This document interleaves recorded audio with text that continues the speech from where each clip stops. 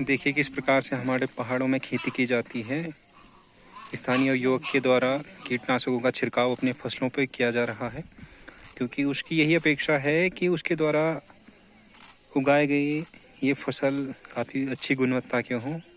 वह तभी संभव हो पाएगा जब इस प्रकार के साधनों के माध्यम से इनको उचित सिंचाई उपलब्ध कराया जाए। और देखिए किस प्रकार से कीटनाशक का छिड़काव फसलों पर किया जा रहा है। यह छिड़काव इसीलिए किया जा रहा है ताकि फसल उच्च गुणवत्ता के हो और अधिक उत्पादकता उपलब्ध कराएं। यहाँ पर एक बालिका बैठी हुई है जो कि इस सिंचाई कार्य को बेहद ही ध्यानपूर्वक देख रही है, क्योंकि कहीं ना कहीं उसके मन में भी यही अपेक्षा है कि काश ये फसल बहुत अधिक उत्पादकता दे और मटर की सब्जियों को बड़े ही चाव के साथ यह बालिका रोटी के साथ खाए। बड़ी उम्मीद भरी नज़रों के साथ यह बालिका खेतों की ओर देख रही है। युवक निरंतर अपने कार्य में लगे हुए हैं तन मन धन से। देखिए किस प्रकार से पूरी तन मन धन के साथ श्रद्धा से किस प्रकार फसलों को वह जल दे रहे हैं। बेसिकली आपने सुना होगा टपका सिंचाई प्रणाली के बारे में कि विज्ञान कहता है कि पेड़ पौधों को उतनी जल की आवश्यकता नहीं होती जितना कि हम उन्हें देते हैं। वृहत मात्रा में जल की आवश्यकता नहीं होती, वरन फसलों को थोड़ी थोड़ी पानी की आवश्यकता होती है, परंतु समयांतराल में लगातार पानी की आवश्यकता होती है। इसीलिए ही विश्व प्रसिद्ध टपका सिंचाई प्रणाली के द्वारा इजराइल के द्वारा सफलतापूर्वक कृषि कार्य किया जाता है। यहाँ पर टपका प्रणाली का बेहद सुंदर उदाहरण प्रस्तुत करते हुए युवक,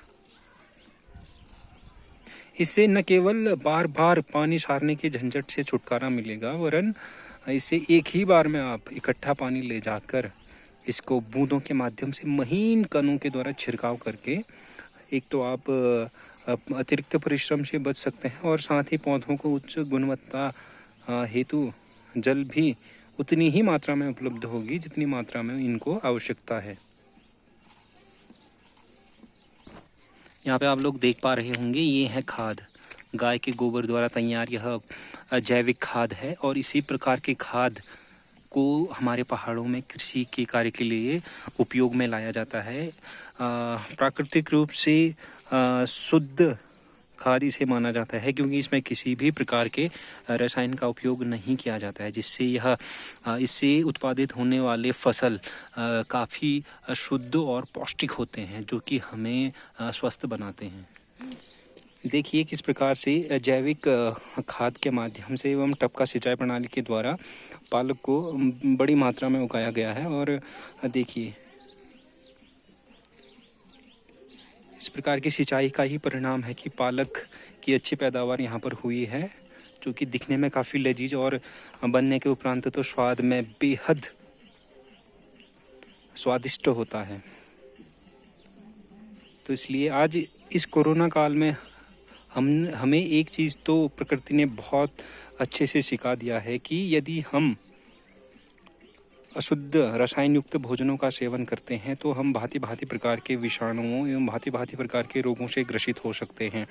इसलिए यदि हम इस प्रकार प्राकृतिक रूप से शुद्धता से उगाए गए फसलों का उपभोग करते हैं, सब्जियों को प्रयोग में लाते हैं जहाँ पर इस प्रकार के जैविक खादों का प्रयोग करके एवं सिंचाई के माध्यम से तैयार किया जाता है, तो यह हमें शारीरिक रूप से स्वस्थ रखते हैं और हमें भिन्न भिन्न प्रकार के रोगों से बचाते हैं।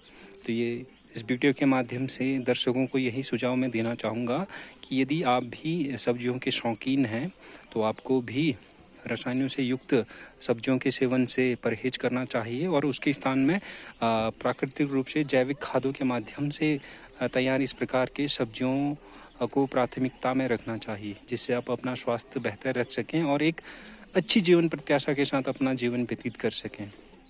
धन्यवाद।